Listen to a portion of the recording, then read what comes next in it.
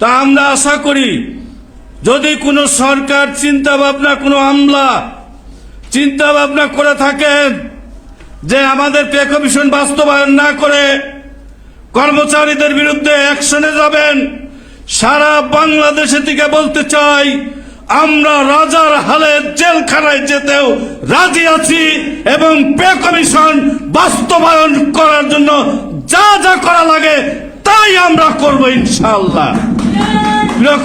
আমরা ক্ষুধার্ত মানুষ, আমরা কোনো রাজনৈতিক দলের কর্মী নেতা না, আমরা প্রজাতন্ত্রের কর্মচারী। আমরা আমাদের পেটের ক্ষুধার জন্য, ক্ষুধা নিবারণের জন্য, ছেলে মেয়ে বাঁচানোর জন্য, ভবিষ্যতের জন্য আমরা আমাদের কাজগুলো করছি। আজকে সম্মানিত সভাপতি এখানে ঘোষণা করবেন। আমি আমার বক্তব্য দীর্ঘায়িত করব না, শুধু বলতে চাই সরকারি যত প্রতিষ্ঠান আছে বাংলাদেশে, আজকে এখানে প্রেস মিডিয়ার ভাইয়েরা আছেন, কে জানাজায় যাবে, আমরা বলেছি যে যেখান থেকে পারেন যাবেন। সরকারি কর্মচারীদের শুধু নেতৃবৃন্দকে আহ্বান করেছিলাম। সারা দেশের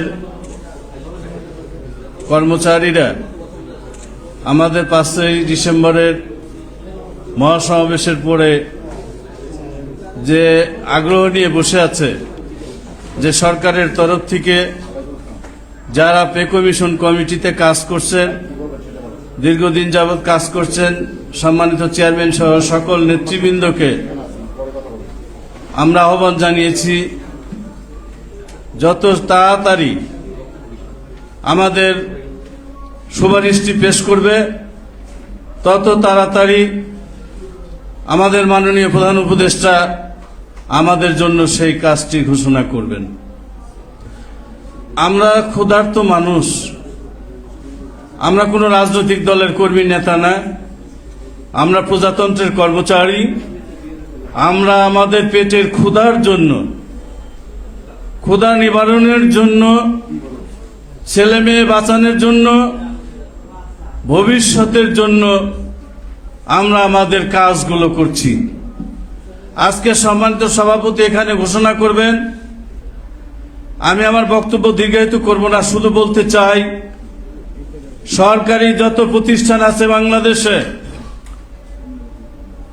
আজকে এখানে প্রেস মিডিয়ার ভাইয়েরা আছেন, সরকারি গোয়েন্দা কর্মচারীরা আছেন, গোয়েন্দার ভাইয়েরা আছেন, এসবিএনএসআই বন্ধুরা আছেন। আপনারা মনে রাখবেন শুধু আমরা ক্ষুধার জন্য পে কমিশনের জন্য আন্দোলন করি, অন্য কিছুর জন্য করি নাই এখনো। আমরা চাই বৈষম্য মুক্ত একটি পে কমিশন এই সরকার গঠন করেছে, এই সরকার বাস্তবায়ন করে দিয়ে যাবে, এই আশা করি আমরা আজকের এই হাউস থেকে। আমি মনে করি আমাদের যে কর্মসূচি আসবে যদি বাস্তবায়ন না হয়, সারা দেশের কর্মচারীরা সেই কর্মসূচি বাস্তবায়ন করবে যদি আমরা প্রজ্ঞাপন না পাই সময় মতো। এবং আরেকটি কথা বলতে চাই,